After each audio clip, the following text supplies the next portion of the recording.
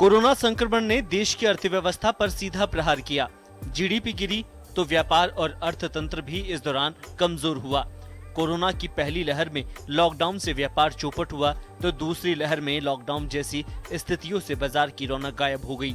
एक रिसर्च में सामने आया है कि महामारी के दौरान 60% भारतीय गरीब हो गए। साथ ही एक रिसर्च में ये भी सामने आया है कि बड़ी बेरोजगारी के चलते भारत के मिडिल क्लास में 3.02 करोड़ लोग कम हुए हैं और गरीब की संख्या 7.5 करोड़ बढ़ी है। उधर इस मुद्दे को लेकर कांग्रेस नेता राहुल गांधी ने भी केंद्र पर तंज कसा और कहा कि आज एमएसएमई नियोक्ता आज खुद बेरोजगारी का सामना कर रहे हैं और भारत के प्रधानमंत्री ट्रिक से ध्यान भटका रहे हैं और भविष्य के साथ खिलवाड़ कर रहे हैं। देश में कृषि और बिजली सेक्टर को छोड़कर सभी सेक्टर कोरोना महामारी की चपेट में चढ़े।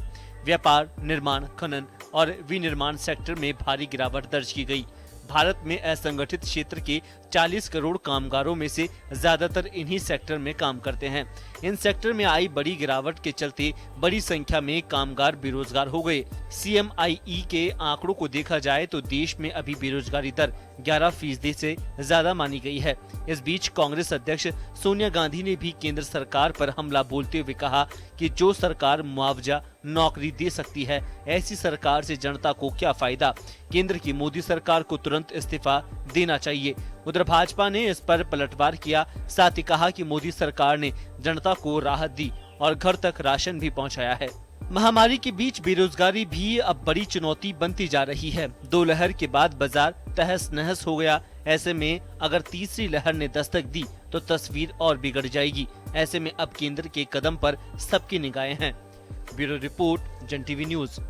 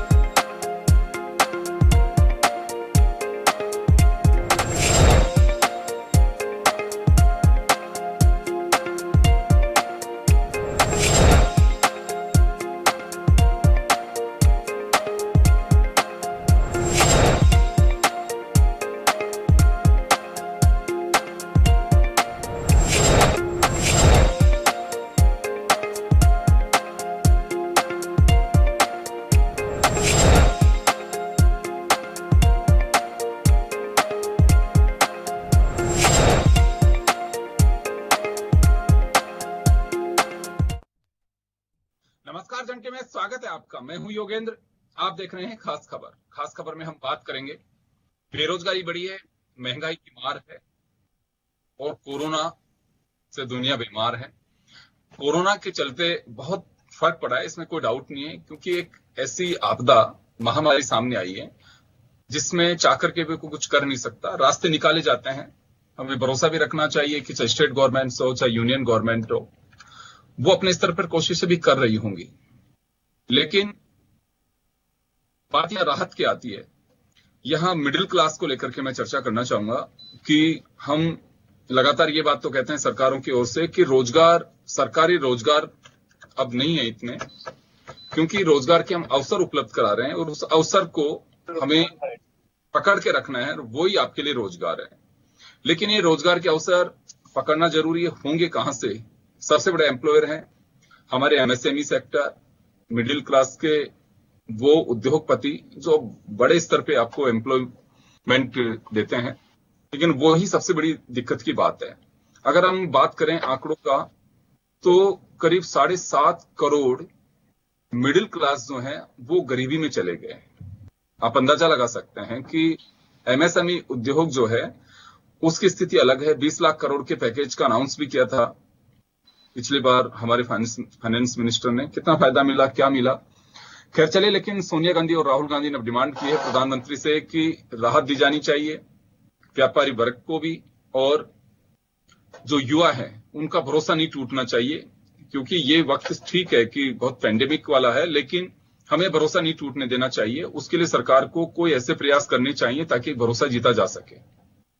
हमारे साथ इस मुद्दे पर चर्चा करने के लिए 40 के कार्यकारी अध्यक्ष अरुण अग्रवाल साहब हैं, विक्रम सिंह शेखावत साहब कांग्रेस नेता हमारे साथ हैं, सुरेश गर्ग जी भाजपा नेता हमारे साथ हैं। सभी का स्वागत है। मैं अरुण जी आपके पास आना चाहूंगा। यह दौर एक ऐसा है कि बड़ी परेशानियां हैं। सरकारों की भी मजबूरी है कि वो लॉकडाउन भी लगाना, कर्फ्यू लगाना, लेकिन उसके दरमियान ही हमें सब कुछ काम करने हैं। कुछ अपेक्षाएं हैं सरकार से कि हाँ, ये एक तरीका हमें रूट लाइन पे लाने के लिए। एक मेरा एक सवाल भी होगा और सुझाव भी होगा, क्या बजट की तरह सरकारों को महामारी के दरमियान भी अब चर्चा करनी चाहिए व्यापारी वर्ग से कि हम किस जगह पे कैसे राहत दे सकते हैं, क्योंकि सरकारों के पास में भी देखो लिमिट्स हैं कि वो उससे बाहर नहीं जा सकते। रेवेन्यू रिसोर्सेज पे असर पड़ रहा है। जब व्यापार नहीं बढ़ेगा तो निश्चित रूप से रेवेन्यू पे असर पड़ेगा। तो यहाँ कुछ ऐसा किया जा सकता है, सरकार से कुछ डिमांड हो, या जो सरकार कुछ कर रही है वो सफिशिएंट है? देखिए योगेंद्र जी, सबसे पहले तो मैं व्यापार उद्योगिक जगत से जन टीवी का स्वागत करना चाहूंगा कि वो जन टीवी हमेशा सामाजिक सरोकार व व्यापारिक मुद्दों को उठाते आए। आज आपने पुनः इस मुद्दे को उठाया। मैं आपको आपके जन टीवी के मार्फत ये बता देना चाहूंगा, इस पिछले 1.5 साल में जो कोरोना का काल चला, इसमें सबसे ज्यादा सफर हुआ है हमारा व्यापारी उद्यमी। तो मैं सरकार से आपके चैनल के मार्फत अनुरोध करना चाहूंगा, क्योंकि व्यापारियों को मार इतनी जबरदस्त पड़ गई। क्या कोई भी फैक्ट्री को चलाने के लिए, एमएसएमई चलाएंगे, 2 फैक्टर मेन होते हैं, फ्यूल और फाइनेंस। आज देख रहे हैं फ्यूल की क्या स्थिति हो गई, पेट्रोल डीजल के भाव कहां चले गए। आज कोई भी फैक्ट्री को चलाने में उसमें डीजल लगता है, हर तरह के उसमें फ्यूल लगता है। ऐसे में फ्यूल का हालत खराब है। दूसरा फाइनेंस। आज फाइनेंस, पिछले कोरोना काल में तो सेंट्रल गवर्नमेंट से हमको मोरेटोरियम बेनिफिट दिया गया, 20 लाख करोड़ का पैकेज भी दिया गया। इस बार ऐसा कोई पैकेज नहीं मिला है, कोई रिस्ट्रक्चर, रिकॉन्स्टिट्यूशन लोन का भी कुछ भी नहीं मिला हमको।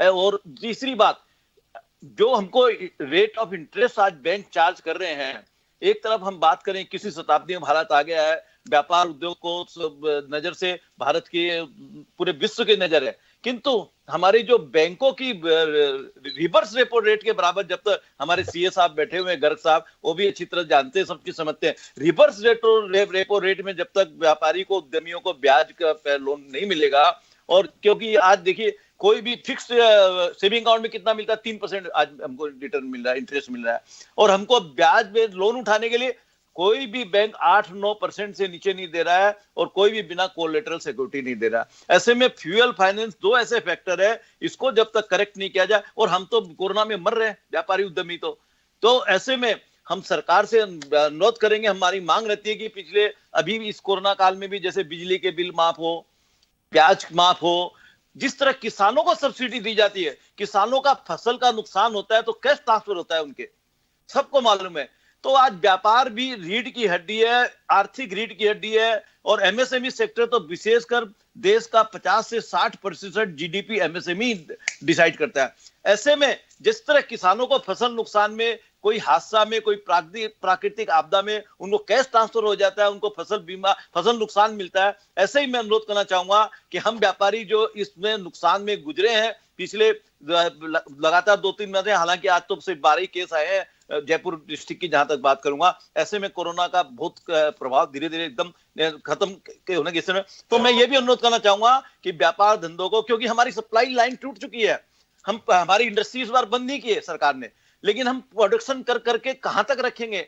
वहां सप्लाई चेन ही नहीं है, हमारे व्यापार तो बंद है, बाजार बंद है, हम कहां सप्लाई करें? हम लेबर को रोकने के लिए, हमारे ओवरहेड एक्सपेंसेस को रोकने के लिए हम लगातार प्रोडक्शन करते जा रहे हैं, किंतु अब हम भी धीरे धीरे प्रोडक्शन, कारण क्या कि नहीं, हम प्रोडक्शन बंद कर दे, हमारा बिजली का फिक्स चार्ज तो आएगा ही, हमारे लेबर छोड़ के भाग जाएंगे, फिर पिछली बार की जैसे इस बार भी माइग्रेट हुए लेबर, लेकिन इस बार 10-20% ही लेबर माइग्रेट हुए। ऐसे में वापस व्यापार धंधों को चालू करें, क्योंकि व्यापार से ही रेवेन्यू आएगी, व्यापार से ही देश का, स्टेट का सारा विकास व्यापार के रूप में चल के, जो टैक्स आता है, जो जीएसटी आता है, डिफरेंट तरह के टैक्सेज और एक्साइज और कस्टम आते हैं, उसी से सारा डेवलपमेंट देश का होता है।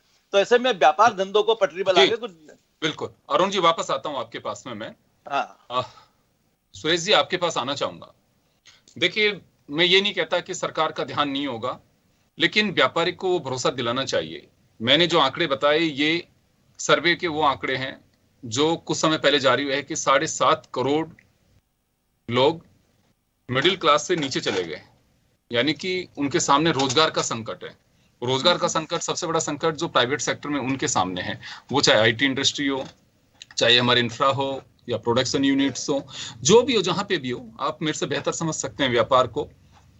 तो यहाँ 20 लाख करोड़ का अनाउंस किया निर्मला जी ने पिछली मर्तबा, लेकिन वो कोई बहुत इफेक्टिव नहीं रहा। ये मुझे कहने में कहीं को गुरेज नहीं, आप लोग भी इस बात से सहमत होंगे कि वो किस मायने में कैसे रहा। वो लोन था एक तरह से कि आप लोन ले सकते हैं, लोन चुकाने की क्षमता नहीं है। सबसे बड़ी बात जो अरुण अग्रवाल साहब ने कहा, वो क्षमताएं भी तो हो। लोन, व्यापारी ईमानदारी से काम करना चाहता है, वो चाहता है कि पैसा आए, लेकिन वो एक लिमिट में लेना चाहता है, उससे बाहर नहीं निकलना चाहता है। जैसे हमारे कहावत है कि जितनी लंबी सोड हो उतने ही पांव पसारी है, ये व्यापारी मान के चलता है और आम आदमी मान के चलता है। खासकर मिडिल क्लास के उस व्यापारी की मैं बात कर रहा हूं, जो नफा नुकसान को बहुत अच्छे, बड़े धुरंधर जो हैं तो रिस्क किसी भी तरह की ले लेते हैं, उन्हें कोई खतरा नहीं है, ज्यादा लगता है कि डूबेगा मामला तो भग लेते हैं फिर यहाँ से। लेकिन मिडिल क्लास में जो लोग हैं, अभी बहुत सारी चीजें ऐसी नहीं आएंगी, वो दिवालिया घोषित करा सकता है, लेकिन दिल से वो ऐसा करप्ट नहीं होता है कि उसको देश छोड़ के भगना पड़े, वो हालात नहीं करते हैं। तो यहाँ सर वो राहत के पैकेज की आवश्यकता है। चलिए, तो राहुल गांधी, सोनिया गांधी ने ट्वीट करके एक डिमांड कर ली, लेकिन एक आम धारणा, आम बात है कि हमें उस तरह की राहत मिलनी चाहिए। योगेंद्र जी, आपका बिल्कुल कहना सही है। आज विश्व की बड़ी महामारी है कोरोना, उससे पूरा देश जूझ रहा है। उसके बावजूद भी केंद्र सरकार ने एमएसएमई उद्योग के लिए बहुत सारी स्कीम्स लॉन्च की थी। 3 लाख करोड़ रुपए का राहत पैकेज किया था, 3 लाख करोड़ रुपए का। दूसरा 10,000 करोड़ रुपए का फंड ऑफ फंड्स लाए थे, और करीबन ग्लोबल टेंडर 200 करोड़ रुपए तक के ग्लोबल टेंडर से मुक्त कर दिया था एमएसएमई उद्योग को बढ़ावा के लिए। आज एमएसएमई उद्योग हमारी रीढ़ की हड्डी है, क्योंकि 11 करोड़ 50 लाख लोगों को इससे एमएसएमई उद्योग से रोजगार मिला हुआ है। तो केंद्र सरकार निरंतर उस पर ध्यान रख रही है, और केंद्र सरकार को जहां जहां जरूरत है वहां पर उनको पैकेज है। और आने वाले टाइम में हमारी जो केंद्रीय मंत्री सीतारमण जी है, वो उस पे एमएसएमई के लिए कोई पैकेज की घोषणा के लिए वर्किंग कर रही है कि आने वाले टाइम के अंदर उसकी घोषणा होगी। वैसे तो हमने जब फर्स्ट पेज जो कोरोना का आया था, उसके अंदर हमने 30 लाख करोड़ रुपए का राहत पैकेज घोषित किया था, जिसके अंदर एमएसएमई। देखिए योगेंद्र जी, एक चीज मैं और बताना चाहता हूँ कि आज अरुण जी ने बोला था कि साहब रेट ऑफ इंटरेस्ट, आज देश के अंदर सबसे लोवेस्ट रेट ऑफ इंटरेस्ट चल रही है। आज रेपो रेट मात्र 4% है। हम एमएसएमई को 7.5% से 8% के बीच में लोन दे रहे हैं। आज जितने भी नेशनलाइज बैंक है, वो एमएसएमई को 7.5 से 8% पे, इवन इसके अंदर कई में तो हमने सब्सिडी भी दे रहे हैं, जो कि 7% से नीचे भी आ रही है। तो इसलिए केंद्र सरकार का निरंतर प्रयास है कि एमएसएमई उद्योग को बढ़ावा देना, क्योंकि एमएसएमई उद्योग जो है वो देश की रीढ़ की हड्डी है। गर्ग साहब, मैं खुद भी कह रहा हूं कि सरकारें कोई भी हो, देखिए, सरकार परीक्षा की घड़ी में जाती है और निश्चित रूप से सरकार जनता की चुनी हुई है, जनता के दुख दर्द को समझती होगी, मैं इसे खारिज नहीं कर रहा। यहाँ सवाल यह है कि उसका असर दिखना चाहिए।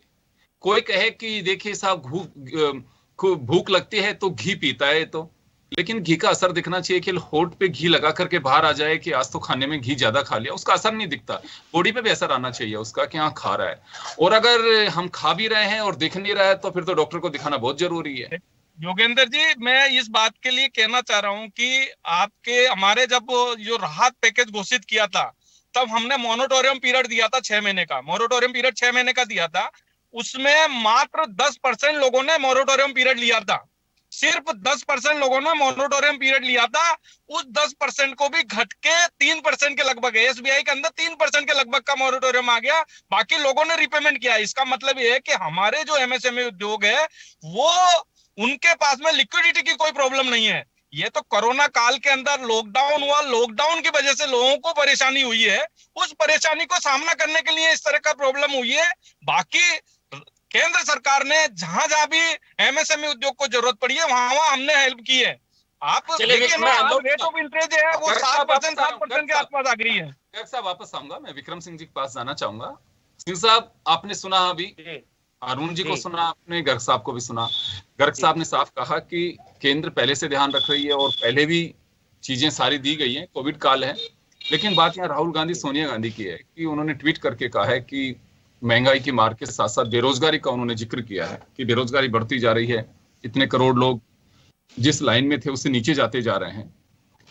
लेकिन क्या क्या जाना चाहिए? सर, मैं अरुण जी अग्रवाल साहब ने जो जितनी बातें बताई हैं, गर्ग साहब ने ठीक उसके उलट बोला है, क्योंकि वो सरकार का पक्ष लेंगे वो निश्चित है। लेकिन व्यवहारिक जो है, कहीं आपको दिख रहा है कहीं 20 लाख करोड़ के पैकेज का कहीं भी आपको लाभ दिखा? किस तरह से जनता, बेरोजगारी फैली हुई है, महामारी भूखमरी फैली हुई है। महामारी आता है संकट, लेकिन सरकार शुरू से 1.5 साल हो गया, सरकार ने अभी तक सही तरीके नहीं अपनाई है, न किसी से कंसल्ट किया है, सिर्फ घोषणाएं की हैं। और वित्त मंत्री जी ने पिछली बार जो 20 लाख करोड़ की जो घोषणाएं की थी, वो मात्र घोषणाएं हैं। जैसे घोषणा पत्र चुनाव लड़ने के लिए जारी किया जाता है, उस तरह के आंकड़े बताए गए थे। आंकड़े कहीं भी प्रैक्टिकल रूप में आपको कहीं भी नहीं दिखे। अगर दिखते होते तो दोबारा जब ये संकट आया, इतना बुरा नहीं आता। आप देख रहे हैं कि पिछली बार से भी ज्यादा भयावह स्थिति इस बार थी। सरकार ने आंख मूंद ली इस बीमारी से, अपने आप ही घोषणाएं कर दी। स्वास्थ्य मंत्री जी घोषणाएं कर रहे हैं, प्रधानमंत्री जी घोषणाएं कर रहे हैं, लाओस में जाके घोषणाएं कर रहे हैं, समाप्त हो गया कोरोना, हमारे यहाँ है ही नहीं कोरोना। इस तरह से कहने से उन चीजों से मुसीबत सा पीछा नहीं छूटता है। एक बीमारी आती है, कभी माना 100 साल में आती है, लेकिन आपको इंफ्रास्ट्रक्चर पर ध्यान देना चाहिए था। उससे देख रहे हैं कि कोरोना के संक्रमण को नहीं रोक पाई जनता, नहीं रोक पाता आदमी, इतने लापरवाह हम लोग भी हैं, नो डाउट। लेकिन सरकार उसको निपटने का जो है एक ढांचा, एक स्कीम और एक प्लान तैयार करती तो उसे हमें बता सकती थी। लेकिन आप देख रहे हैं कि टोटली फेल्योर रही। आपने देखा है कि मैं आज भी दावे से कह सकता हूं कि संक्रमण से नहीं मरे जितने लोग, इलाज की कमी से, दवाओं की कमी से, वेंटिलेटर की कमी से, अस्पतालों में चिकित्सा सुविधा का अभाव की कमी से ज्यादा डेथ हुई है। उन डेथ की जिम्मेदार जो है वर्तमान सरकार है। मैं बिल्कुल सीधा आरोप लगाता हूं। और सोनिया जी ने और राहुल जी ने जो बात बोली है, वो जनता की पीड़ा, उन्होंने बहुत नजदीक से देखा है। और हम जैसे एक एक कार्यकर्ता ने अपनी बात पहुंचाई है और वो अपनी जिम्मेदारी निभा रहे हैं। सरकार को क्या कह रहे हैं? जनता को राहत पहुंचाने का कह रहे हैं, बेरोजगारी दूर करने का कह रहे हैं, आपके राहत पे सेक्टर को सहायता करने का कह रहे हैं। आपके राहत पे क्या गलत कह रहे हैं? क्या गलत कह रहे हैं बताइए? विक्रम सिंह जी, आपके राहत पे गर्ग साहब कुछ कह रहे हैं। जी गर्ग साहब। योगेंद्र जी, मैं विक्रम सिंह जी से कहना चाहता हूं कि ये केंद्र सरकार को दोष दे रहे हैं। देखो, स्वास्थ्य व्यवस्था राज्य सरकार की जिम्मेदारी होती है। स्वास्थ्य विक्रम सिंह जी, राजस्थान के अंदर आपको पता है क्या कि बिजली की क्या दरें चल रही है? आपको पता है कि बिजली की दरें क्या चल रही है? यहाँ पे पानी की दरें क्या चल रही है? आज उद्योग धंधों के लिए आपने बिजली की माफी की है क्या? उद्योग धंधों के बंद पड़ी इंडस्ट्री के लिए बिल भेज दिए आपने, बिजली के बिल भेजे, आपको पता है कि राज्य सरकार उस पर भी हो विचार रही है। करेगी। आज फैक्ट्री बंद होने के बावजूद भी आपके बिजली के बिल आ रहे हैं, राहत देंगे। क्या किया? जैसे राहत दी, मुझे पूरी उम्मीद है राहुल गांधी जी को, सोनिया गांधी जी को अगर जरा से भी चिंता है, अगर जनता के प्रति है, राहुल गांधी सोनिया राजस्थान बिल माफ करे, पानी के बिल माफ करे। आज जनता त्राही कर रही है, आपने पानी के बिल माफ किए, आपने क्या गवर्न स्टेट है, आपने उन्हें ये सारी चीजें लागू कर दी क्या? लेकिन एक राहुल गांधी जी ट्वीट करने के अलावा कुछ नहीं करते। आप ट्वीट करके जनता के बीच में जाए तो सही ना, जनता के बीच जाने का कोई काम नहीं है, एक ट्वीट कर देते हैं। आप कैसे चिढ़ रहे हैं? आप समाधान ढूंढिए ना, आप जवाब दीजिए, समाधान ढूंढिए। एम्प्लॉयमेंट केरल के अंदर सबसे ज्यादा है, महाराष्ट्र के अंदर सबसे ज्यादा है। आपने मध्य प्रदेश में, उत्तराखंड में, हिमाचल में सब जगह कर दिया आपने, बिहार में सब जगह लागू कर दिया आपने। योगेंद्र जी आप देखिए, आज एम्प्लॉयमेंट का अगर रेशियो देखा जाए तो केरल के अंदर 23% अनएम्प्लॉयमेंट है, दिल्ली के अंदर 45% अनएम्प्लॉयमेंट है, अपनी जहाँ सरकारें अनएम्प्लॉयमेंट है। आप अपने जहाँ आपके राज्य उनमें अनएम्प्लॉयमेंट मुक्त नहीं हो सकते। के बिलों को माफ कर दिया क्या आपने? ठीक अरुण जी, अरुण जी जिम्मेदारी से मुक्त नहीं हो सकते। एक बात अरुण जी आपके पास आना चाहूंगा। व्यापारी दोनों सरकारों से ही कुछ उम्मीद करता है, चाहे स्टेट गवर्नमेंट हो या यूनियन गवर्नमेंट हो, हमारे यहाँ फेडरल सिस्टम है, तो हम कुछ मान सकते हैं कि कोई ध्यान दे रहा हो, क्योंकि देखिए हल्ला मचाने से या काउंटर करने से कुछ हल होगा नहीं। व्यापारी उम्मीद के साथ में देखता है कि कहीं हमारी तकलीफ का भी एहसास सरकारों को होना चाहिए। तो ये कहीं पे नजर आ रहा है कि हाँ चलिए कोई बात नहीं, आज नहीं तो कल उस पे तैयारियां चल रही हैं, या फिर कहीं पे आ रही है आप लोगों के पास में ऐसा फीडबैक है, हाँ सरकारें कोशिश कर रही हैं, क्योंकि भरोसे पे भी दुनिया चलती है। देखिए कोई भी सरकार चाहे केंद्र में है या राज्य में है, लेकिन व्यापारी को और उद्यमिता को अंतिम पायदान पे रखा जाता है, जबकि व्यापारी उद्यमी ही देश की रीढ़ की हड्डी रहता है। मैं पहले भी बोला था, इकोनॉमिक में आज व्यापार उद्योग धंधों को जितनी सुविधा देंगे आप, उतना आप जैसे अपनी किस शताब्दी की बात करते हैं, आपने इधर भारत की बात भी कर रहे हैं, अभी गर्ग साहब बोले थे, विक्रम सिंह ने दोनों की बात सुन रहा था। चलो इन लोग का अपना अपना पार्टी लेवल पे जो भी बात है, लेकिन मैं व्यापारी होने के नाते ये कहना चाहूंगा, जो पिछली बार 9,000 करोड़ रुपया का माननीय वित्त मंत्री निर्मला सीतारमण ने एक वो सब्सिडी क्या बोले थे उसको हेल्प के रूप में दिया था, लेकिन वो 9,000 करोड़ रुपया हम सोच रहे थे कि वो हमारे बिजली के उसमें कोई सब्सिडी मिल जाएगी, बिजली के बिल माफ हो जाएंगे, लेकिन वो 9,000 करोड़ रुपया का आज तक कोई लेखा जोखा कहीं भी नहीं है कि वो 9,000 करोड़ रुपया का मोरेटोरियम का। ये सही बोल रहे हैं, क्योंकि मोरेटोरियम लेके हमको तो ब्याज पे ब्याज देना ही था। सुप्रीम कोर्ट का डिसीजन तो बाद में आया, लेकिन व्यापारी तो उस समय ये सोचा था मोरेटोरियम बेनिफिट ले लेंगे, हमारे तो डबल मार हो जाएगी। तो इस चक्कर में लोगों ने मोरेटोरियम बेनिफिट नहीं लिया। लेकिन वैसा मैं बोला हूं, कैश बेनिफिट व्यापारी को चलाने के लिए, आत्मनिर्भर भारत बनाने के लिए, make in India, make in Rajasthan बनाने के लिए ऐसी पॉलिसियां लानी पड़ेगी, ऐसे फैसिलिटेशन सेंटर बनाने पड़ेंगे, एजुकेशनल सेंटर बैंकों को बनाने पड़ेंगे, स्टैंडर्ड ऑपरेटिंग प्रोसीजर अपनाना पड़ेगा, जिससे जो चाइना और जो ये दूसरे के हैं उसको खत्म करके और अपने भारत, क्योंकि इसको भारत को अपने को सुअवसर के रूप में भी लेना चाहिए। ये कोविड आया तो ये हमको ऐसा, क्योंकि अभी सीईओ वर्ल्ड मैगजीन में एक आया था, उसमें सर्वे आया था, इंडिया को उसने पूरे वर्ल्ड में 5वां स्थान दिया, जबकि राजस्थान को उन्होंने पहला स्थान दिया बिजनेस व्यापार उद्योग के हिसाब से, सीईओ वर्ल्ड मैगजीन, यूएसए की वर्ल्ड मैगजीन। ऐसे में हम उसको सहयोग के अवसर में लेकर दोनों सरकारों को व्यापार उद्योग पर विशेष केंद्र कर ध्यान देना चाहिए। मेरा तो यही अनुरोध है। बिल्कुल, मैं देखिए समय कम है, मैं माफी चाहूंगा। मुद्दा यह है कि बहस का नहीं है, मुद्दा चर्चा का है, और चर्चा होनी चाहिए, क्योंकि परिस्थितियां बदल गई हैं। कोविड महामारी है और विश्व व्यापी महामारी है, दुनिया के पैरामीटर्स को बदल दिया, इसने मायने बदल दिए हैं। हमें भी उसी तरह से लड़ना होगा। हमें हमारी पॉलिसीज को फिलहाल के लिए, चाहे टेम्परेरी फेज है ये, इसमें कोई डाउट नहीं है, हमें उसी तरह से बनाना होगा, उन्हें वापस से एक्सरसाइज करनी होगी। हम ये मान के चले कि 2021-22 का बजट में ये हो चुका था, अभी तो समय है, ये वो सब चीजें नहीं। अब तो फोकस ये करना चाहिए कि इस महामारी से बाहर निकलने के साथ ही इसके जो दुष्परिणाम यानी कि साइड इफेक्ट्स जो आ रहे हैं, वो चाहे व्यापार पे हो, चाहे हेल्थ पे हो, या हमारे मानसिकता पे हो, जो भी चीजें हैं उसे उसी तरह से गौर करके इसे बाहर निकालना चाहिए। निश्चित रूप से व्यापारी हो, चाहे हमारे सरकार के नुमाइंदे हो, या फिर चाहे दूसरे लोग हो, हर आदमी पैनिक है, क्योंकि पेंडेमिक का मतलब ही पैनिक होना है। और अगर इससे बाहर निकालने के लिए अगर इस तरह की रचना नहीं रची तो हम बहुत पीछे रह जाएंगे।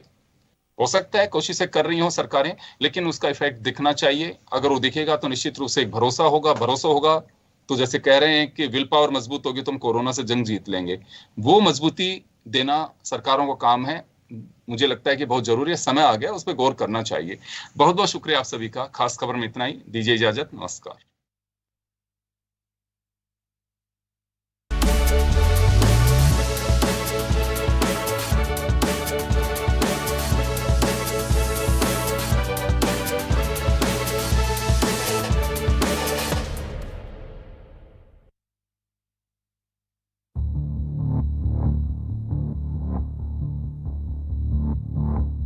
खबर जो कभी बताती है सच तो कभी कराती है एहसास। खबर जो है कुछ खास। खबर ही तो है जो कभी बनती है राजनीति से तो कभी व्यापार से, कभी आती है खेल से तो कभी मनोरंजन से, कभी खुशी से तो कभी गम से। हाँ, खबर ही तो है। खबर थमती नहीं और ना ही थमेंगे हम, क्योंकि हम हैं जन टीवी, जन जन की आवाज।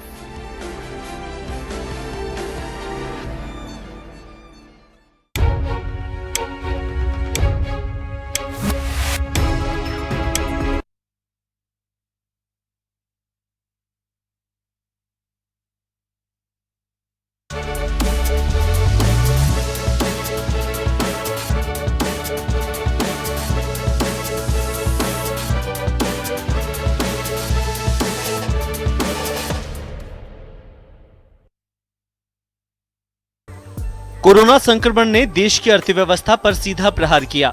जीडीपी गिरी तो व्यापार और अर्थतंत्र भी इस दौरान कमजोर हुआ।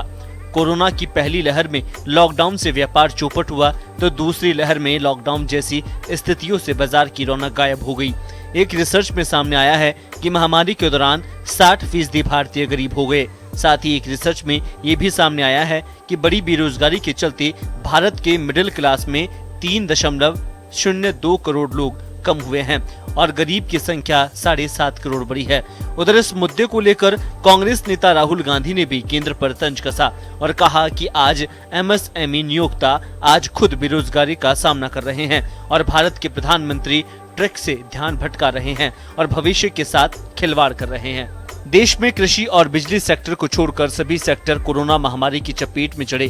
व्यापार, निर्माण, खनन और विनिर्माण सेक्टर में भारी गिरावट दर्ज की गई। भारत में असंगठित क्षेत्र के 40 करोड़ कामगारों में से ज्यादातर इन्हीं सेक्टर में काम करते हैं। इन सेक्टर में आई बड़ी गिरावट के चलते बड़ी संख्या में कामगार बेरोजगार हो गए। CMIE के आंकड़ों को देखा जाए तो देश में अभी बेरोजगारी दर 11% से ज्यादा मानी गई है। इस बीच कांग्रेस अध्यक्ष सोनिया गांधी ने भी केंद्र सरकार पर हमला बोलते हुए कहा कि जो सरकार मुआवजा नौकरी दे सकती है, ऐसी सरकार से जनता को क्या फायदा। केंद्र की मोदी सरकार को तुरंत इस्तीफा देना चाहिए। उधर भाजपा ने इस पर पलटवार किया। साथ ही कहा कि मोदी सरकार ने जनता को राहत दी और घर तक राशन भी पहुंचाया है। महामारी के बीच बेरोजगारी भी अब बड़ी चुनौती बनती जा रही है। 2 लहर के बाद बाजार तहस नहस हो गया। ऐसे में अगर तीसरी लहर ने दस्तक दी तो तस्वीर और बिगड़ जाएगी। ऐसे में अब केंद्र के कदम पर सबकी निगाहें हैं। ब्यूरो रिपोर्ट, जन टीवी न्यूज।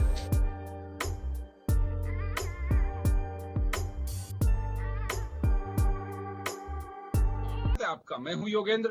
आप देख रहे हैं खास खबर। खास खबर में हम बात करेंगे बेरोजगारी बढ़ी है, महंगाई की मार है और कोरोना से दुनिया बीमार है। कोरोना के चलते बहुत फर्क पड़ा है, इसमें कोई डाउट नहीं है, क्योंकि एक ऐसी आपदा महामारी सामने आई है जिसमें चाकर के भी कुछ कर नहीं सकता। रास्ते निकाले जाते हैं। हमें भरोसा भी रखना चाहिए कि चाहे स्टेट गवर्नमेंट हो चाहे यूनियन गवर्नमेंट हो, वो अपने स्तर पर कोशिशें भी कर रही होंगी, लेकिन बात यहां राहत की आती है। यहां मिडिल क्लास को लेकर के मैं चर्चा करना चाहूंगा कि हम लगातार ये बात तो कहते हैं सरकारों की ओर से कि रोजगार, सरकारी रोजगार अब नहीं है इतने, क्योंकि रोजगार के हम अवसर उपलब्ध करा रहे हैं और उस अवसर को हमें पकड़ के रखना है, वो ही आपके लिए रोजगार है। लेकिन ये रोजगार के अवसर पकड़ना जरूरी है, होंगे कहां से? सबसे बड़े एम्प्लॉयर हैं हमारे एमएसएमई सेक्टर, मिडिल क्लास के वो उद्योगपति जो बड़े स्तर पे आपको एम्प्लॉयमेंट देते हैं, लेकिन वो ही सबसे बड़ी दिक्कत की बात है। अगर हम बात करें आंकड़ों का, तो करीब 7.5 करोड़ मिडिल क्लास जो है वो गरीबी में चले गए।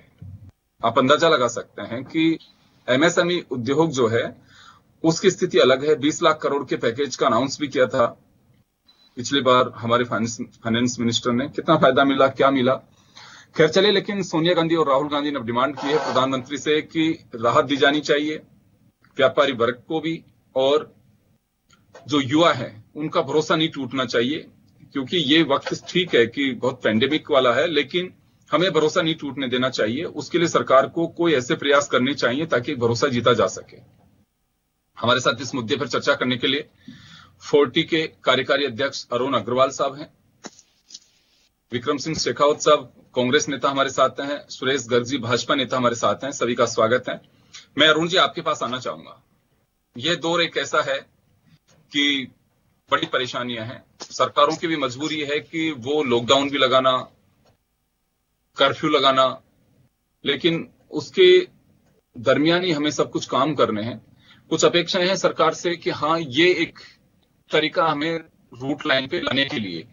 एक मेरा एक सवाल भी होगा और सुझाव भी होगा, क्या बजट की तरह सरकारों को महामारी के दरमियान भी अब चर्चा करनी चाहिए व्यापारी वर्ग से कि हम किस जगह पे कैसे राहत दे सकते हैं, क्योंकि सरकारों के पास में भी देखो लिमिट्स हैं कि वो उससे बाहर नहीं जा सकते।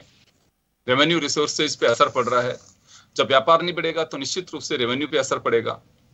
तो यहाँ कुछ ऐसा किया जा सकता है, सरकार से कुछ डिमांड हो, या जो सरकार कुछ कर रही है वो सफिशिएंट है?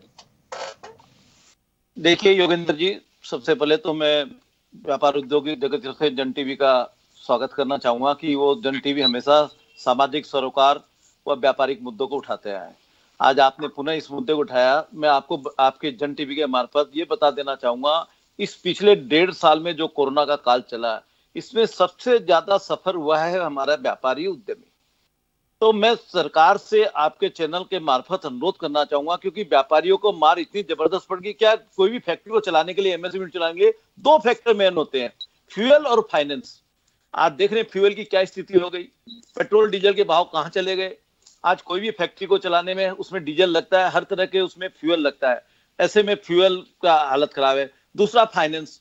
आज फाइनेंस, पिछले कोरोना काल में तो सेंट्रल गवर्नमेंट से हमको मॉरिटोरियम बेनिफिट दिया गया, 20 लाख करोड़ का पैकेज भी दिया गया। इस बार ऐसा कोई पैकेज नहीं मिला है, कोई रिस्ट्रक्चर, रिकॉन्स्टिट्यूशन लोन का भी कुछ भी नहीं मिला हमको। और तीसरी बात, जो हमको रेट ऑफ इंटरेस्ट आज बैंक चार्ज कर रहे हैं, एक तरफ हम बात करें किसी शताब्दी में भारत आ गया है, व्यापार उद्योग को नजर से भारत की पूरे विश्व की नजर है, किंतु हमारी जो बैंकों की रिवर्स रेपो रेट के बराबर, जब तक हमारे सीए साहब बैठे हुए हैं, गर्ग साहब, वो भी अच्छी तरह जानते हैं, सब चीज समझते हैं, रिवर्स रेपो रेट में जब तक व्यापारी को, उद्यमियों को ब्याज का लोन नहीं मिलेगा, और क्योंकि आज देखिए कोई भी फिक्स सेविंग अकाउंट में कितना मिलता है, 3% आज हमको रिटर्न मिल रहा है, इंटरेस्ट मिल रहा है, और हमको ब्याज में लोन उठाने के लिए कोई भी बैंक 8-9% से नीचे नहीं दे रहा है, और कोई भी बिना कोलेटरल सिक्योरिटी नहीं दे रहा है। ऐसे में फ्यूल, फाइनेंस, 2 ऐसे फैक्टर है, इसको जब तक करेक्ट नहीं किया जाए, और हम तो कोरोना में मर रहे हैं व्यापारी उद्यमी, तो ऐसे में हम सरकार से अनुरोध करेंगे, हमारी मांग रहती है कि पिछले अभी इस कोरोना काल में भी जैसे बिजली के बिल माफ हो, प्याज माफ हो, जिस तरह किसानों को सब्सिडी दी जाती है, किसानों का फसल का नुकसान होता है तो कैश ट्रांसफर होता है उनके, सबको मालूम है। तो आज व्यापार भी रीढ़ की हड्डी है, आर्थिक रीढ़ की हड्डी है, और एमएसएमई सेक्टर तो विशेषकर देश का 50 से 60% जीडीपी एमएसएमई डिसाइड करता है। ऐसे में जिस तरह किसानों को फसल नुकसान में, कोई हादसा में, कोई प्राकृतिक आपदा में उनको कैश ट्रांसफर हो जाता है, उनको फसल बीमा, फसल नुकसान मिलता है, ऐसे ही मैं अनुरोध करना चाहूंगा कि हम व्यापारी जो इसमें नुकसान में गुजरे हैं, पिछले लगातार 2-3 महीने, हालांकि आज तो सिर्फ 12 केस आए हैं जयपुर डिस्ट्रिक्ट की, जहां तक बात करूंगा, ऐसे में कोरोना का बहुत प्रभाव धीरे धीरे एकदम खत्म होने के समय। तो मैं ये भी अनुरोध करना चाहूंगा कि व्यापार धंधों को, क्योंकि हमारी सप्लाई लाइन टूट चुकी है, हमारी इंडस्ट्री इस बार बंद नहीं की है सरकार ने, लेकिन हम प्रोडक्शन कर करके कहां तक रखेंगे? वहां सप्लाई चेन ही नहीं है, हमारे व्यापार तो बंद है, बाजार बंद है, हम कहां सप्लाई करें? हम लेबर को रोकने के लिए, हमारे ओवरहेड एक्सपेंसेस को रोकने के लिए हम लगातार प्रोडक्शन करते जा रहे हैं, किंतु अब हम भी धीरे धीरे प्रोडक्शन, कारण क्या है कि नहीं, हम प्रोडक्शन बंद कर दे, हमारा बिजली का फिक्स चार्ज तो आएगा ही, हमारे लेबर छोड़ के भाग जाएंगे। फिर पिछली बार की जैसे इस बार भी माइग्रेट हुए लेबर, लेकिन इस बार 10-20% ही लेबर माइग्रेट हुए। ऐसे में वापस व्यापार धंधों को चालू करें, क्योंकि व्यापार से ही रेवेन्यू आएगी, व्यापार से ही देश का, स्टेट का सारा विकास व्यापार के रूप में चल के, जो टैक्स आता है, जो जीएसटी आता है, डिफरेंट तरह के टैक्सेज और एक्साइज और कस्टम आते हैं, उसी से सारा डेवलपमेंट देश का होता है। तो ऐसे में व्यापार धंधों को पटरी पर लाके कुछ। बिल्कुल अरुण जी, वापस आता हूं आपके पास में मैं। सुरेश जी, आपके पास आना चाहूंगा। देखिए, मैं ये नहीं कहता कि सरकार का ध्यान नहीं होगा, लेकिन व्यापारी को भरोसा दिलाना चाहिए। मैंने जो आंकड़े बताए, ये सर्वे के वो आंकड़े हैं जो कुछ समय पहले जारी हुए हैं कि 7.5 करोड़ लोग मिडिल क्लास से नीचे चले गए, यानी कि उनके सामने रोजगार का संकट है। रोजगार का संकट, सबसे बड़ा संकट जो प्राइवेट सेक्टर में उनके सामने है, वो चाहे आईटी इंडस्ट्री हो, चाहे हमारे इंफ्रा हो या प्रोडक्शन यूनिट्स हो, जो भी हो, जहां पे भी हो, आप मेरे से बेहतर समझ सकते हैं व्यापार को। तो यहाँ 20 लाख करोड़ का अनाउंस किया निर्मला जी ने पिछली मर्तबा, लेकिन वो कोई बहुत इफेक्टिव नहीं रहा। ये मुझे कहने में कहीं को गुरेज नहीं, आप लोग भी इस बात से सहमत होंगे कि वो किस मायने में कैसे रहा। वो लोन था एक तरह से कि आप लोन ले सकते हैं, लोन चुकाने की क्षमता नहीं है। सबसे बड़ी बात जो अरुण अग्रवाल साहब ने कहा, वो क्षमताएं भी तो हो। लोन, व्यापारी ईमानदारी से काम करना चाहता है, वो चाहता है कि पैसा आए, लेकिन वो एक लिमिट में लेना चाहता है, उससे बाहर नहीं निकलना चाहता है। जैसे हमारे कहावत है कि जितनी लंबी सोड हो उतने ही पांव पसारी है, ये व्यापारी मान के चलता है और आम आदमी मान के चलता है। खासकर मिडिल क्लास के उस व्यापारी की मैं बात कर रहा हूं, जो नफा नुकसान को बहुत अच्छे, बड़े धुरंधर जो हैं तो रिस्क किसी भी तरह की ले लेते हैं, उन्हें कोई खतरा नहीं है, ज्यादा लगता है कि डूबेगा मामला तो भग लेते हैं फिर यहां से। लेकिन मिडिल क्लास में जो लोग हैं, अभी बहुत सारी चीजें ऐसी नहीं है कि वो दिवालिया घोषित करा सकता है, लेकिन दिल से वो ऐसा करप्ट नहीं होता है कि उसको देश छोड़ के भगना पड़े, वो हालात नहीं करते हैं। तो यहाँ सर वो राहत के पैकेज की आवश्यकता है। चलिए, तो राहुल गांधी, सोनिया गांधी ने ट्वीट करके एक डिमांड कर ली, लेकिन एक आम धारणा, आम बात है कि हमें उस तरह की राहत मिलनी चाहिए। योगेंद्र जी, आपका बिल्कुल कहना सही है। आज विश्व की बड़ी महामारी है कोरोना, उससे पूरा देश जूझ रहा है। उसके बावजूद भी केंद्र सरकार ने एमएसएमई उद्योग के लिए बहुत सारी स्कीम्स लॉन्च की थी। 3 लाख करोड़ रुपए का राहत पैकेज किया था, 3 लाख करोड़ रुपए का। दूसरा 10,000 करोड़ रुपए का फंड ऑफ फंड्स लाए थे, और करीबन ग्लोबल टेंडर 200 करोड़ रुपए तक के ग्लोबल टेंडर से मुक्त कर दिया था एमएसएमई उद्योग को बढ़ावा के लिए। आज एमएसएमई उद्योग हमारी रीढ़ की हड्डी है, क्योंकि 11 करोड़ 50 लाख लोगों को इससे एमएसएमई उद्योग से रोजगार मिला हुआ है। तो केंद्र सरकार निरंतर उस पर ध्यान रख रही है, और केंद्र सरकार को जहां जहां जरूरत है वहां पर उनको पैकेज है। और आने वाले टाइम में हमारी जो केंद्रीय मंत्री सीतारमण जी है, वो उस पे एमएसएमई के लिए कोई पैकेज की घोषणा के लिए वर्किंग कर रही है कि आने वाले टाइम के अंदर उसकी घोषणा होगी। वैसे तो हमने जब फर्स्ट पेज जो कोरोना का आया था, उसके अंदर हमने 30 लाख करोड़ रुपए का राहत पैकेज घोषित किया था, जिसके अंदर एमएसएमई। देखिए योगेंद्र जी, एक चीज मैं और बताना चाहता हूँ कि आज अरुण जी ने बोला था कि साहब रेट ऑफ इंटरेस्ट, आज देश के अंदर सबसे लोवेस्ट रेट ऑफ इंटरेस्ट चल रही है। आज रेपो रेट मात्र 4% है। हम एमएसएमई को 7.5% से 8% के बीच में लोन दे रहे हैं। आज जितने भी नेशनलाइज बैंक है वो एमएसएमई को 7.5 से 8% पे, इवन इसके अंदर कई में तो हमने सब्सिडी भी दे रहे हैं जो कि 7% से नीचे भी आ रही है। तो इसलिए केंद्र सरकार का निरंतर प्रयास है कि एमएसएमई उद्योग को बढ़ावा देना, क्योंकि एमएसएमई उद्योग जो है वो देश की रीढ़ की हड्डी है। गर्ग साहब, मैं खुद भी कह रहा हूं कि सरकारें कोई भी हो, देखिए सरकार परीक्षा की घड़ी में जाती है और निश्चित रूप से सरकार जनता की चुनी हुई है, जनता के दुख दर्द को समझती होगी, मैं इसे खारिज नहीं कर रहा। यहां सवाल यह है कि उसका असर दिखना चाहिए। कोई कहे कि देखिए साहब भूख लगती है तो घी पीता है, तो लेकिन घी का असर दिखना चाहिए कि होठ पे घी लगा करके बाहर आ जाए कि आज तो खाने में घी ज्यादा खा लिया, उसका असर नहीं दिखता। बॉडी पे भी असर आना चाहिए उसका कि हाँ खा रहा है। और अगर हम खा भी रहे हैं और दिख नहीं रहा है तो फिर तो डॉक्टर को दिखाना बहुत जरूरी है। योगेंद्र जी, मैं इस बात के लिए कहना चाह रहा हूं कि हमारे जब जो राहत पैकेज घोषित किया था, तब हमने मोनिटोरियम पीरियड दिया था 6 महीने का। मोनिटोरियम पीरियड 6 महीने का दिया था। उसमें मात्र 10% लोगों ने मोनिटोरियम पीरियड लिया था। सिर्फ 10% लोगों ने मोनिटोरियम पीरियड लिया था। उस 10% को भी घट के 3% के लगभग, एसबीआई के अंदर 3% के लगभग का मोनिटोरियम आ गया। बाकी लोगों ने रिपेमेंट किया। इसका मतलब ये है कि हमारे जो एमएसएमई उद्योग है, वो उनके पास में लिक्विडिटी की कोई प्रॉब्लम नहीं है। ये तो कोरोना काल के अंदर लॉकडाउन हुआ, लॉकडाउन की वजह से लोगों को परेशानी हुई है। उस परेशानी को सामना करने के लिए इस तरह का प्रॉब्लम हुई है। बाकी केंद्र सरकार ने जहां जहां भी एमएसएमई उद्योग को जरूरत पड़ी है, वहां वहां हमने हेल्प की है। आप देखिए ना, रेट ऑफ इंटरेस्ट है वो 7% के आसपास आ गई है। गर्ग साहब वापस आऊंगा, मैं विक्रम सिंह जी के पास जाना चाहूंगा। सिंह साहब, आपने सुना अभी, अरुण जी को सुना आपने, गर्ग साहब को भी सुना। गर्ग साहब ने साफ कहा कि केंद्र पहले से ध्यान रख रही है और पहले भी चीजें सारी दी गई हैं, कोविड काल है। लेकिन बात यहाँ राहुल गांधी सोनिया गांधी की है कि उन्होंने ट्वीट करके कहा है कि महंगाई की मार के साथ साथ बेरोजगारी का उन्होंने जिक्र किया है कि बेरोजगारी बढ़ती जा रही है, इतने करोड़ लोग जिस लाइन में थे उससे नीचे जाते जा रहे हैं। लेकिन क्या क्या जाना चाहिए? सर, मैं अरुण जी अग्रवाल साहब ने जो जितनी बातें बताई हैं, गर्ग साहब ने ठीक उसके उलट बोला है, क्योंकि वो सरकार का पक्ष लेंगे वो निश्चित है। लेकिन व्यवहारिक जो है, कहीं आपको दिख रहा है कहीं 20 लाख करोड़ के पैकेज का कहीं भी आपको लाभ दिखा? किस तरह से जनता, बेरोजगारी फैली हुई है, महामारी भूखमरी फैली हुई है। महामारी आता है संकट, लेकिन सरकार शुरू से 1.5 साल हो गया, सरकार ने अभी तक सही तरीके नहीं अपनाई है, न किसी से कंसल्ट किया है, सिर्फ घोषणाएं की हैं। और वित्त मंत्री जी ने पिछली बार जो 20 लाख करोड़ की जो घोषणाएं की थी, वो मात्र घोषणाएं हैं। जैसे घोषणा पत्र चुनाव लड़ने के लिए जारी किया जाता है, उस तरह के आंकड़े बताए गए थे। आंकड़े कहीं भी प्रैक्टिकल रूप में आपको कहीं भी नहीं दिखे। अगर दिखते होते तो दोबारा जब ये संकट आया, इतना बुरा नहीं आता। आप देख रहे हैं कि पिछली बार से भी ज्यादा भयावह स्थिति इस बार थी। सरकार ने आंख मूंद ली इस बीमारी से, अपने आप ही घोषणाएं कर दी। स्वास्थ्य मंत्री जी घोषणाएं कर रहे हैं, प्रधानमंत्री जी घोषणाएं कर रहे हैं, लाओस में जाके घोषणाएं कर रहे हैं, समाप्त तो गया कोरोना, हमारे यहाँ है ही नहीं कोरोना। इस तरह से कहने से उन चीजों से मुसीबत सा पीछा नहीं छूटता है। एक बीमारी आती है, कभी माना 100 साल में आती है, लेकिन आपको इंफ्रास्ट्रक्चर पर ध्यान देना चाहिए था। उससे देख रहे हैं कि कोरोना के संक्रमण को नहीं रोक पाई जनता, नहीं रोक पाता आदमी, इतने लापरवाह हम लोग भी हैं, नो डाउट। लेकिन सरकार उसको निपटने का जो है एक ढांचा, एक स्कीम और एक प्लान तैयार करती तो उसे हमें बता सकती थी। लेकिन आप देख रहे हैं कि टोटली फेल्योर रही।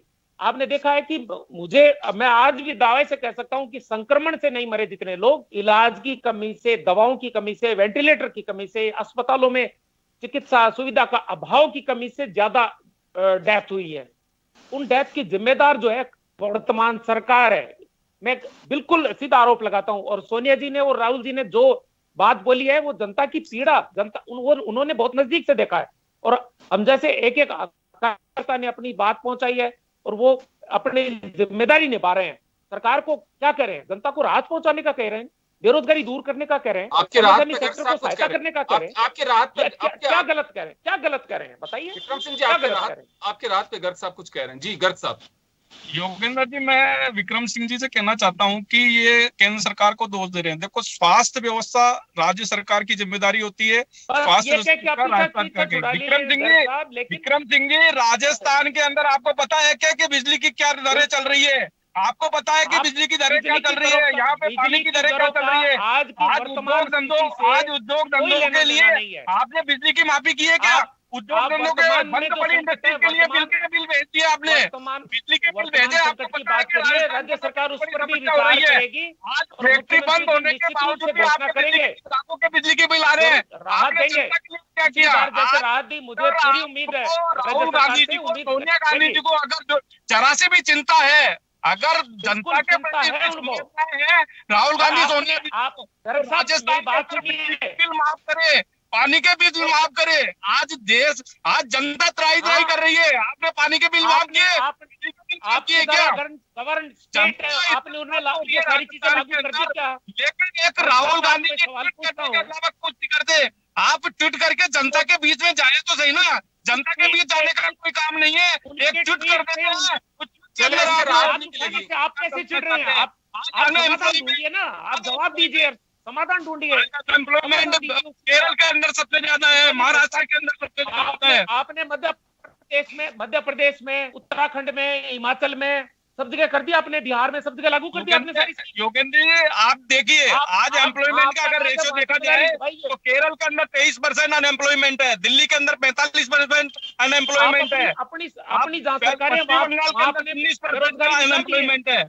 आप अपने जहाँ जहाँ आपके राज्य है उनमें अनएम्प्लॉयमेंट मुक्त नहीं हो किसी के सकते। बिलों को माफ कर दिया क्या आपने? ठीक, अरुण जी के पास अरुण जी जिम्मेदारी से मुक्त नहीं हो सकते। एक बात, अरुण जी आपके पास आना चाहूंगा। व्यापारी दोनों सरकारों से ही कुछ उम्मीद करता है, चाहे स्टेट गवर्नमेंट हो या यूनियन गवर्नमेंट हो, हमारे यहाँ फेडरल सिस्टम है, तो हम कुछ मान सकते हैं कि कोई ध्यान दे रहा हो, क्योंकि देखिए हल्ला मचाने से या काउंटर करने से कुछ हल होगा नहीं। व्यापारी उम्मीद के साथ में देखता है कि कहीं हमारी तकलीफ का भी एहसास सरकारों को होना चाहिए।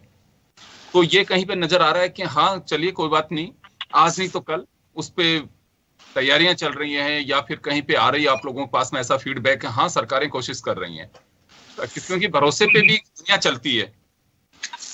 देखिए कोई भी सरकार चाहे केंद्र में है या राज्य में है, लेकिन व्यापारी को और उद्यमिता को अंतिम पायदान पे रखा जाता है, जबकि व्यापारी उद्यमी ही देश की रीढ़ की हड्डी रहता है। मैं पहले भी बोला था, इकोनॉमिक में आज व्यापार उद्योग धंधों को जितनी सुविधा देंगे आप, उतना आप जैसे अपनी किस शताब्दी की बात करते हैं, आपने इधर भारत की बात भी कर रहे हैं, अभी गर्ग साहब बोले थे, विक्रम सिंह ने, दोनों की बात सुन रहा था। चलो इन लोग का अपना अपना पार्टी लेवल पे जो भी बात है, लेकिन मैं व्यापारी होने के नाते ये कहना चाहूंगा, जो पिछली बार 9,000 करोड़ रुपया का माननीय वित्त मंत्री निर्मला सीतारमण ने एक वो सब्सिडी क्या बोले थे उसको हेल्प के रूप में दिया था, लेकिन वो 9,000 करोड़ रुपया हम सोच रहे थे कि वो हमारे बिजली के उसमें कोई सब्सिडी मिल जाएगी, बिजली के बिल माफ हो जाएंगे, लेकिन वो 9,000 करोड़ रुपया का आज तक कोई लेखा जोखा कहीं भी नहीं है कि वो 9,000 करोड़ रुपया का मोरेटोरियम का। ये सही बोल रहे हैं, क्योंकि मोरेटोरियम लेके हमको क्या, हमको तो ब्याज पे ब्याज देना ही था। सुप्रीम कोर्ट का डिसीजन तो बाद में आया, लेकिन व्यापारी तो उस समय ये सोच रहा था मोरेटोरियम बेनिफिट ले लेंगे, हमारे तो डबल मार हो जाएगी। तो इस चक्कर में लोगों ने मोरेटोरियम बेनिफिट नहीं लिया। लेकिन वैसा मैं बोला हूं, कैश बेनिफिट व्यापारी को चलाने के लिए, आत्मनिर्भर भारत बनाने के लिए, make in India, make in Rajasthan बनाने के लिए ऐसी पॉलिसियां लानी पड़ेगी, ऐसे फैसिलिटेशन सेंटर बनाने पड़ेंगे, एजुकेशनल सेंटर बैंकों को बनाने पड़ेंगे, स्टैंडर्ड ऑपरेटिंग प्रोसीजर अपनाना पड़ेगा, जिससे जो चाइना और जो ये दूसरे के है उसको खत्म करके और अपने भारत, क्योंकि इसको भारत को अपने को सुअवसर के रूप में भी लेना चाहिए। ये कोविड आया तो ये हमको ऐसा, क्योंकि अभी सीईओ वर्ल्ड मैगजीन में एक आया था, उसमें सर्वे आया था, इंडिया को उसने पूरे वर्ल्ड में 5वां स्थान दिया, जबकि राजस्थान को उन्होंने पहला स्थान दिया बिजनेस व्यापार उद्योग के हिसाब से, सीईओ वर्ल्ड मैगजीन, यूएसए की वर्ल्ड मैगजीन। ऐसे में हम उसको सहयोग के अवसर में लेकर दोनों सरकारों को व्यापार उद्योग पर विशेष केंद्र कर ध्यान देना चाहिए। मेरा तो यही अनुरोध है। बिल्कुल, मैं देखिए समय कम है, मैं माफी चाहूंगा। मुद्दा यह है कि बहस का नहीं है, मुद्दा चर्चा का है, और चर्चा होनी चाहिए, क्योंकि परिस्थितियां बदल गई हैं।